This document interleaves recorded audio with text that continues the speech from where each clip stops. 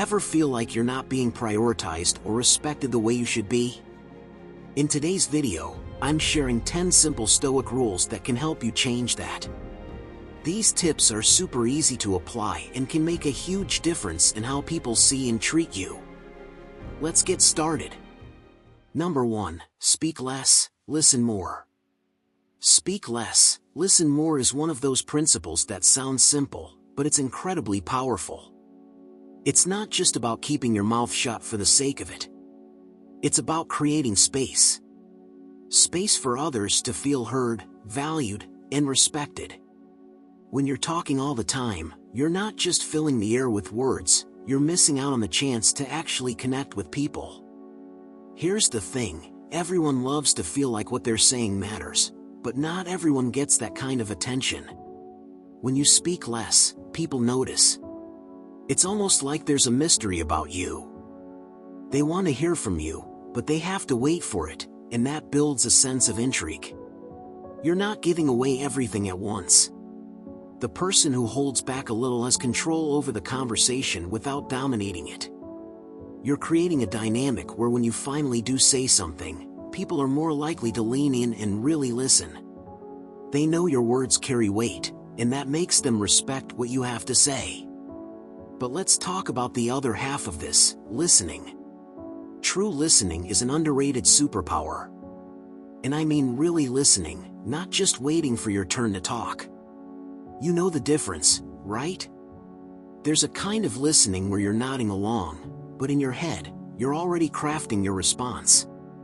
Then there's the kind of listening where you're so dialed in, you're actually processing and absorbing what the other person is saying. That's the kind that leaves an impression. When you listen deeply, people feel understood. They feel like their words matter to you. That simple act of listening changes the entire vibe of the interaction. It's a mutual exchange of respect. When someone feels heard, they naturally respect you more because you've shown them something valuable, you've given them your attention, which, let's be honest, is something we don't always get enough of these days. Listening also gives you an edge. People reveal so much in what they say, and in what they don't say. You pick up on cues, subtext, emotions that others miss. The person who speaks less and listens more tends to be more aware of the room, the mood, and the people in it. You gain insight not just into what's being discussed, but how it's being discussed. This heightened awareness allows you to respond thoughtfully when you do speak, further elevating the respect others have for you. It also helps you avoid saying something you might regret. How many times have we blurted out something in the heat of the moment only to wish we had taken a beat? By staying quiet and listening first, you give yourself the time to consider your words carefully. It's a way of showing self-control and maturity, two qualities that others naturally respect. So yeah, speaking less and listening more isn't just about keeping quiet for the sake of it. It's about being intentional with your words and giving others the space to feel heard. It's a subtle shift in how you engage with people, but the respect and attention you gain from it, that can be a game changer. Number 2, keep your word. Keeping your word, such a simple concept, but it's a game changer when it comes to how people see you. It's more than just doing what you say you'll do. It's about showing others that you are dependable, that your promises aren't empty words just floating around. Think of it as a quiet superpower. People often overpromise and underdeliver, and that's where you can stand out by doing the opposite. The more you follow through, the more others take you seriously. It's like building a reputation brick by brick. When you keep your word, you're saying to people, hey, I respect your time and your trust. And in return, they start valuing your time too. It's like a silent agreement, you treat people right, and they'll do the same for you. There's something magnetic about a person who doesn't flake or back out. They become the type of person others naturally want to prioritize. Why? Because reliability is rare. And when something is rare, people gravitate toward it. But here's the kicker, it's not always easy to stick to what you say. Life happens. Things get in the way. Maybe you've overbooked yourself, or you just don't feel like following through on that commitment you made a week ago. We've all been there. However, this is exactly where Stoic wisdom comes into play. You've got to train your mind to treat your word as gold, no matter what. The Stoics teach us that our character is built on what we consistently do, not what we occasionally say. You might think, it's just one little thing, no one will care. But the truth is, people do notice. Even if it's subconscious, they'll clock whether you followed through or not. It's the small actions that add up over time. If you're someone who constantly shows up when you say you will, people will remember. They'll respect you for it. And guess what? When people respect you, they naturally prioritize you in their own lives. Now, keeping your word doesn't mean overloading yourself. If you've committed to too much, it's better to renegotiate or be honest up front rather than let someone down later. The key is transparency. There's no harm in saying, I thought I could, but I need to adjust. People appreciate honesty far more than broken promises. It's when you say nothing and then fail to deliver that the respect begins to crumble. Here's another layer to this: when you keep your word to others, you're also keeping it to yourself. Each time you follow through, you're reinforcing your own self-discipline. It feels good, doesn't it? To know that you can trust yourself. It's like an internal compass pointing you toward a more centered, grounded version of yourself. And others feel that energy too. In the end, keeping your word is more than just checking off a box on your to-do list.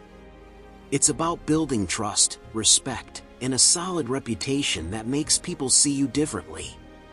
It's a ripple effect that touches every part of your life, and it all starts with a simple commitment: say what you mean what you say, and then do it. Number 3, view insults as reflections of the insulter. When someone throws an insult your way, the first instinct might be to feel offended or hurt. That sting you feel? Totally normal. But here's the thing, insults are rarely about you. They're usually a reflection of what's going on with the person throwing them. Think about it. Why would someone feel the need to bring another person down unless they're battling their own insecurities, frustrations, or issues?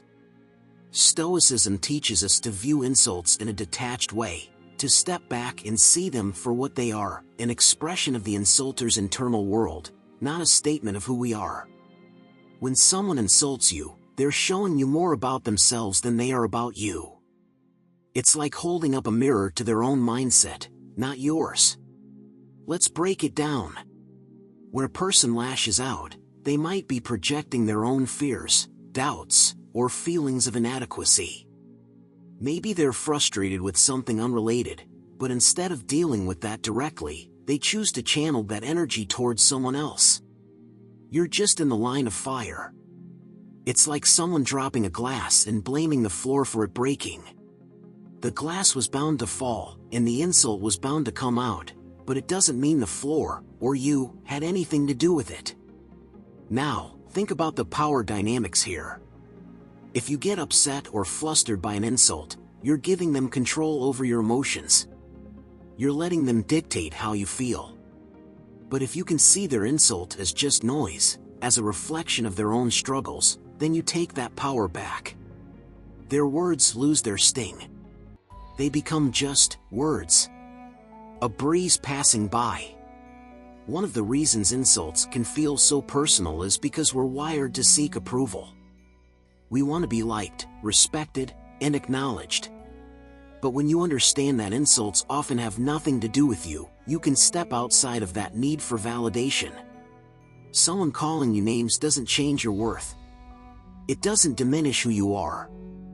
If anything, it tells you that the other person is the one struggling with their own self-worth. Of course, this doesn't mean you should dismiss every bit of criticism or feedback that comes your way. There's a difference between constructive criticism and a straight-up insult. Stoicism encourages us to be open to feedback that can help us grow, but we should be discerning. If the intent behind someone's words is just to hurt or bring you down, you don't have to take it on board. You can choose what to accept and what to let go of. And here's the kicker: once you start seeing insults as a reflection of the other person, they stop bothering you. You might even feel a sense of compassion or pity for the insulter. After all, they're clearly dealing with something if they feel the need to strike out at someone else. Instead of letting their words penetrate, you can stay centered, grounded in the knowledge that their insults are just echoes of their own inner turmoil. In the end, insults don't define you. How you respond to them does. And when you respond with calmness, confidence, and the understanding that it's really about them and not you, you'll find that people respect you more. They'll see that you're not easily rattled, that you stand firm in who you are. That kind of quiet strength commands respect without you having to demand it. Number 4, avoid gossip and idle talk. Gossip and idle talk, it's so easy to slip into, right? You're in a conversation, and before you know it, the topic turns to someone else's life, their drama, their mistakes. It can feel harmless, even fun, to speculate or trade stories about what so-and-so is up to. But here's the thing: when you engage in gossip or meaningless chatter, you're wasting more than just time. You're eroding trust, your own credibility, and the respect others have for you. Think about it for a second. When people hear you gossiping, what are they really thinking? Sure, they might join in, laugh along, or even add their own bits to the conversation, but in the back of their mind, there's a voice saying, if they talk about others like this, what do they say about me when I'm not around? It plants a seed of doubt, a feeling that they can't fully trust you. And trust is the foundation of respect. When you stay out of gossip, you send a different kind of message. You show that you value integrity, that you're not interested in tearing others down behind their backs just for the sake of filling a conversation. People will notice that you don't engage in that low-level chatter, and they'll respect you for it, even if they don't say it out loud. It sets you apart, in a quiet but powerful way. Now, let's talk about idle talk, the kind of empty conversation that doesn't really go anywhere. We all know what that feels like. It's those surface-level exchanges about nothing that just pass the time. There's nothing wrong with small talk here and there, but if your conversations are always shallow or aimless, people may start to feel like there's no depth to you. And if there's no depth, there's nothing to respect. By avoiding idle talk, you make room for conversations that actually matter. When you speak, it becomes clear that you're saying something worth hearing. You're not just filling the air with empty words. You're bringing thoughtfulness, focus, and intention to what you say. And that's refreshing, because in a world full of noise, people crave something real, something meaningful. When you're the one who brings that to the table, you stand out. And here's another layer to it: when you rise above gossip and avoid the fluff, you protect your own energy. Gossip, in particular, is a form of negativity that drains both the person talking and the person listening. It shifts the energy of a conversation toward judgment, comparison, and even envy. That's a toxic vibe. But when you stay away from that and focus on things that uplift or at least stay neutral, you're maintaining a sense of calm and control. People feel that from you. It's almost like a quiet strength, and they're drawn to it. Avoiding gossip and idle talk is also a kind of discipline. It takes effort not to get pulled into those easy conversations that go nowhere. But when you practice that discipline, people see you as someone who has their priorities straight, someone who values their time and energy. That's the kind of person others naturally respect. So, next time you feel the pull toward gossip or meaningless chatter, pause. Ask yourself, is this conversation adding value? If it's not, maybe it's time to steer it somewhere else or just stay quiet. Because at the end of the day, the words you choose to speak or not speak say a lot about the kind of person you are. And the person who rises above the noise, that's the one who commands respect. Number 5. Deliberately lower your expectations in relationships. When it comes to relationships, we all tend to carry around a suitcase full of expectations, some spoken, some unspoken. We expect people to show up for us, to treat us a certain way, to understand us without having to say a word. But here's the thing, when those expectations aren't met, we feel disappointed, maybe even hurt. And that's exactly where Stoic thinking can swoop in to save the day. The idea of deliberately lowering your expectations might sound counterintuitive at first. You might be thinking, why should I expect less from people I care about? But let's dig into that. Expectations are tricky because, more often than not, they're based on assumptions. We assume that others will act, speak, or react in ways we believe are right or fair.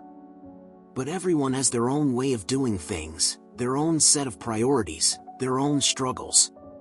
When we expect too much from people, we set ourselves up for disappointment. By consciously lowering our expectations, we give ourselves the freedom to enjoy relationships as they are, not as we think they should be. Now, don't get it twisted. Lowering your expectations doesn't mean lowering your standards or accepting bad behavior. It's not about becoming a doormat or putting up with disrespect. It's more about managing your emotional investment in other people's actions. You stop tying your happiness or satisfaction to what others do or don't do. In doing so, you take back control over your emotional state. You're no longer thrown off when someone doesn't act the way you hoped or expected. It's like a cushion for your mind, a buffer against unnecessary frustration. Think of it like this: if you expect someone to always text back immediately and they don't, you might feel slighted or anxious. But if you approach the relationship with fewer demands, the delayed response won't sting as much. You'll feel more at peace because you've detached your happiness from their behavior. That's where real freedom comes in. The Stoics would call it amor fati, loving what happens, accepting things as they are, not how you wish them to be. Lowering your expectations also opens the door to more appreciation. When you don't expect much, the things people do for you feel more like gifts than obligations. It's a shift in perspective. Suddenly, the little gestures become more meaningful. You start noticing the good things rather than fixating on what's lacking. The pressure dissolves. Relationships become lighter, less burdensome, and, surprisingly, more fulfilling. And here's a little secret: when you lower your expectations, others start respecting you more. Why? Because they feel less judged, less scrutinized. They're free to be themselves around you. And that's magnetic. People like being around those who don't constantly need them to fit into a mold. In return, they're more likely to prioritize and respect you, not because you expect them to, but because they want to. So, by deliberately lowering your expectations, you're not giving up on people, you're giving them the space to be human. And in that space, respect has the room to grow naturally, without the weight of demands or disappointment. It's a subtle shift, but one that can bring you more peace and better connections. Number 6. Practice being anonymous to reduce ego. In a world where everyone's trying to stand out, grab attention, and make their mark, practicing anonymity sounds a bit counterintuitive, doesn't it? But that's exactly what makes it so powerful. The idea of intentionally stepping back, blending into the background, and letting go of the need to be recognized can feel weird at first, but it's a game changer when it comes to reducing ego. Here's why: when you're constantly seeking the spotlight, your ego gets bigger and bigger. You start to crave recognition and validation from others. It becomes less about what you're actually doing and more about how people perceive you. You want the applause, the likes, the comments, the pats on the back. And while that attention might feel good in the moment, it's a bit of a trap. Because once you get used to it, you start needing it. Your sense of self-worth becomes tied to how much people notice and praise you. The problem? That kind of validation is fleeting and totally out of your control. But when you practice being anonymous, it's like taking a deep breath and letting all that need for validation go. You start doing things just for the sake of doing them, without caring whether anyone's watching. It's incredibly freeing. You'll find that when you're not trying to impress anyone, you actually enjoy things more. The pressure's off. It's just you and whatever you're working on, without the extra weight of worrying about what other people think. And here's the twist: when you stop needing the spotlight, people often start to notice you even more. There's something about someone who doesn't chase attention that naturally draws people in. It's like they sense that quiet confidence, that ability to just do your thing without seeking approval. Ironically, the less you try to be seen, the more you stand out in a world full of people trying so hard to be noticed. But beyond that, practicing anonymity keeps your ego in check. Ego loves attention, loves being the center of things. When you intentionally remove yourself from that equation, your ego starts to shrink. You start seeing yourself as just one small part of something bigger. You realize that not everything revolves around you, and honestly, that's a relief. The pressure to constantly be on fades, and you can focus on what really matters. Being anonymous is also a great way to learn humility. When you're not the star of the show, you're reminded that the world doesn't owe you recognition. It humbles you in the best possible way. You become more grounded, more in tune with the people around you, because you're not wrapped up in how you're being perceived. You become less reactive, less desperate for approval, and much more content with simply being. And maybe that's the ultimate goal, to find contentment in the act of doing, rather than in the applause that follows. Practicing anonymity allows you to strip away the layers of ego and be okay with being unnoticed. It's a subtle but powerful shift that brings a deeper sense of peace and focus. You're no longer performing for an audience, you're just living. At the end of the day, the more you let go of the need to be seen, the more people will respect you. There's something compelling about someone who can work quietly, without the need for constant recognition. It shows strength, self-assurance, and a deep understanding that your worth isn't determined by how many people are clapping for you. Number 7, maintain your integrity. Maintaining your integrity sounds like one of those things we all think we do, but when life gets messy or the pressure's on, it can be surprisingly easy to slip. Integrity isn't just about being honest or doing the right thing when it's convenient. It's about sticking to your values, even when no one's watching, even when doing so might make things a little more difficult for you in the short term. It's like an internal compass that always points you in the right direction, if you choose to follow it. People notice when you hold yourself to a higher standard. They might not always say it, but they feel it. It's the way you handle tricky situations, how you treat people, especially those who can't do anything for you. When you maintain your integrity, it's not just about big, dramatic moments where you're tested. It's about those quiet, everyday choices. Do you take the easy route and cut corners, or do you stick to your principles, even if it's a bit more work? That's the real test. What's interesting is that when you live with integrity, you send out a subtle signal that people pick up on, almost instinctively. They begin to see you as someone reliable, someone who can be trusted, because you're consistent. And that kind of consistency is rare. It's easy to say you're going to do the right thing, but actually doing it, especially when it's hard or unpopular, that's a different story. And that's why people respect those who stay true to themselves. Integrity isn't about being perfect, though. It's not some lofty ideal where you never make a mistake. We're all human, and we all mess up from time to time. The difference is how you handle it when things go sideways. Do you own up to your mistakes, take responsibility, and learn from them? Or do you try to cover them up, shift the blame, or pretend like nothing happened?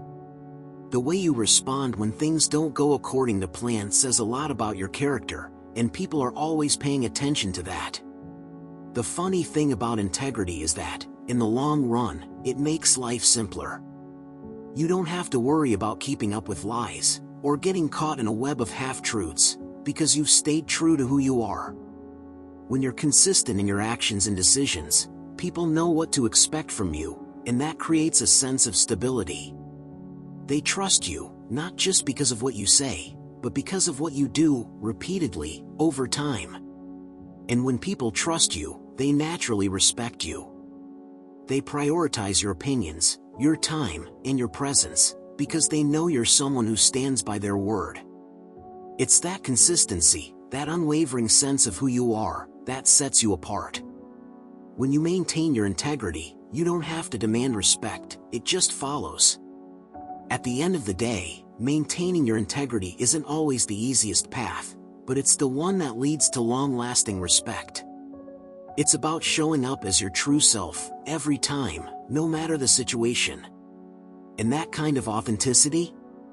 It's magnetic. People can't help but notice.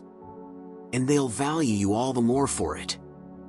Number 8, control your emotions. Emotions, those wild, unpredictable waves that can knock us off balance if we're not careful. One minute you're calm, the next you're fired up over something someone said or didn't say. It's human, right?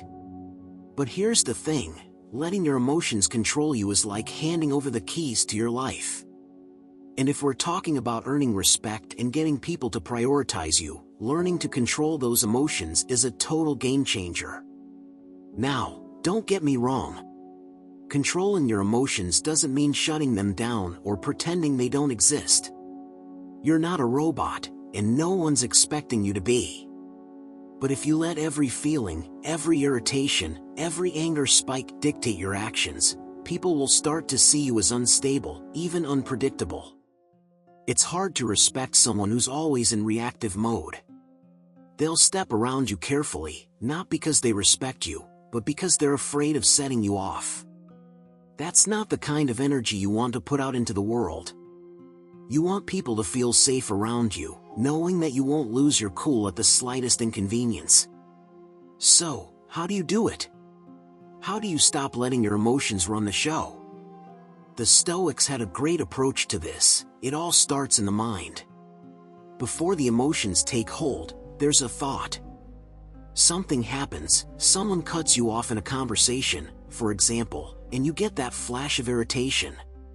It's that split second between stimulus and response where the magic happens. In that moment, you get to decide, do I let this consume me, or do I take a step back and breathe? That's where the power lies. It's not easy, though. In fact, it's a lifelong practice. But here's the cool part, the more you practice, the better you get at catching yourself before your emotions take over. You start becoming the master of your own reactions. And when you're in control of your emotions, you come across as composed, grounded, steady. That's the kind of energy people respect. They see you as someone who doesn't get rattled easily, someone who can handle tough situations without falling apart. They'll start looking up to you, maybe even leaning on you when they need some calm in their own chaos. Another benefit? When you control your emotions, you're no longer at the mercy of other people's actions. You stop giving away your power to things you can't control. You become unshakable, and others notice that. They notice that they can't push your buttons so easily, and that makes them respect you more. You're not over here reacting to everything thrown your way. Instead, you're choosing your battles, staying cool under pressure, and making decisions from a place of clarity, not chaos. That kind of emotional control makes people prioritize you because they know they can rely on you to keep your head when things get intense. It's the kind of calm that draws people in, the type of energy that commands respect. So, the next time you feel your emotions starting to bubble up, take that pause. That one breath might just be the difference between letting your emotions control you and you controlling them. And when you do, you'll find that others naturally begin to see you in a whole new light, steady, respected, and worth prioritizing. Number 9, accept discomfort as growth. Discomfort. It's one of those things we all try to dodge, right? No one wakes up thinking, I'd love to feel uneasy or struggle today. But here's the thing, discomfort is where growth happens. And if you want people to prioritize and respect you, You've got to get comfortable with being uncomfortable. Sounds strange, but stick with me.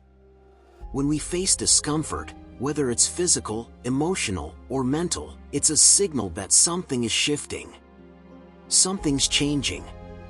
Growth doesn't come from hanging out in your comfort zone, doing the same old routine day in and day out. That's just maintaining. Real growth comes from those moments when you're stretched, when things feel uncertain, and when you're pushed beyond your usual limits. It's like your mind and body saying, "Hey, we're leveling up here." Let's be honest, though, discomfort sucks. It's messy.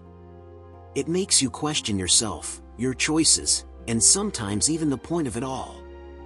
But if you can learn to sit with that discomfort, to embrace it as part of the process, you'll come out stronger on the other side. And the more you embrace discomfort, the less it actually phases you over time. It's like a muscle you're training. At first, it hurts, but after a while, you get stronger. What used to feel impossible becomes manageable. What once scared you now just feels like another challenge. This mindset shift is key when it comes to earning respect from others. People notice when you can handle pressure, when you don't crumble at the first sign of difficulty. They respect someone who can stand firm, even when things aren't going their way. It shows resilience, which is a trait that commands admiration without you having to demand it. Discomfort also brings clarity. When you're uncomfortable, you're forced to pay attention. You can't coast. You've got to assess, adapt, and figure out a way forward. In those moments, you learn more about yourself than you ever would when everything's going smoothly. You discover your limits, your strengths, and how much you're really capable of handling. Spoiler, it's usually way more than you think. Now, here's where Stoicism really comes into play. A lot of discomfort comes from resisting what's happening. We get stressed or anxious because we're fighting against reality. Stoicism teaches us to accept things as they are. If you stop resisting discomfort and instead lean into it, it loses its grip on you. You realize that discomfort isn't this big, bad thing to be avoided at all costs. It's just part of life, part of the human experience. And when you stop viewing it as a threat, it becomes less daunting. You'll also notice something interesting. The more you accept discomfort, the more grounded you feel. You're no longer thrown off by every challenge or setback. People pick up on that. They see someone who can weather the storm, who doesn't shy away from tough situations. That kind of calm in the face of adversity? That's powerful. And people respect it deeply. So, next time you feel that discomfort creeping in, don't panic. Don't run from it. Accept it. Sit with it. Let it teach you something. Because on the other side of that discomfort is growth. And with growth comes confidence, resilience, and yes, respect. Number 10. Imagine living as though today were your last day. Imagine waking up in the morning with the thought, what if today was my last day? It's not a gloomy or morbid exercise, it's actually about being alive in the truest sense. It's about making the most of the present moment, squeezing the juice out of every hour, and letting go of the distractions and nonsense that usually cloud your day. When you carry this mindset, things start to shift. Your priorities become sharper, your time feels more precious, and suddenly, the stuff that used to stress you out, it doesn't feel so heavy anymore. When you live like today could be your last, you don't waste time. You stop procrastinating on the things that matter, because there's no later to rely on. There's just now. It's not about cramming your day full of stuff to do, it's about doing the things that actually matter. You know, the conversations that go deeper than just surface-level small talk. The work that you care about. The people who matter most to you. If today were your last, would you spend it endlessly scrolling on your phone or stressing over something that's out of your control? Probably not. You'd choose what actually makes you feel alive. But here's the real magic of this mindset, it pulls you out of autopilot. So much of life is lived on cruise control, just going through the motions. We get caught up in routines, tasks, and all the little things that don't really matter in the grand scheme. When you think, what if this was it, you wake up. Every conversation feels a little more real. Every decision you make is intentional. You're fully present, and people feel that from you. There's something magnetic about a person who's living with that kind of awareness, with that kind of intensity. And when you start living with that kind of focus, you naturally command more respect. You're not drifting. You're not wasting time or energy on things that don't align with who you are or what you value. People pick up on that. They can sense that you're someone who's living with purpose, someone who doesn't take time for granted. It's hard not to respect someone who approaches life with that kind of clarity and drive. You become someone they prioritize, because your time feels valuable. And you know what? It is. Also, when you live like today could be your last, you let go of a lot of the petty stuff. Grudges, resentments, the little annoyances that normally get under your skin, they don't seem so important anymore. You become quicker to forgive, quicker to focus on what really matters. You stop sweating the small stuff, because why would you waste your last day on that? People respect those who can rise above the trivial and stay focused on the bigger picture. It's not about rushing or cramming your life into one day, it's about living fully, with presence and intention. When you embrace that mindset, you stop letting life happen to you. You start choosing how to spend your time, how to respond to challenges, and how to engage with others. You take control, and that's where the real power lies. Living like today could be your last day reminds you that life isn't infinite. That every moment you have is precious. And when you start treating your time that way, other people will start treating it that way too. Respect follows naturally because you're living with purpose, with urgency, and with a sense of appreciation for the moment you're in. And that's the kind of energy that people can't help but notice. Thanks for watching. If you found these 10 Stoic rules helpful, make sure to give this video a thumbs up and subscribe for more content like this. Remember, true respect comes from within, and by living with integrity and practicing these timeless principles, you'll naturally command the respect of others. Drop a comment below on which rule resonated with you the most, and don't forget to hit the notification bell so you don't miss out on future videos. Stay grounded, stay focused, and keep striving to live a life of virtue. See you in the next one.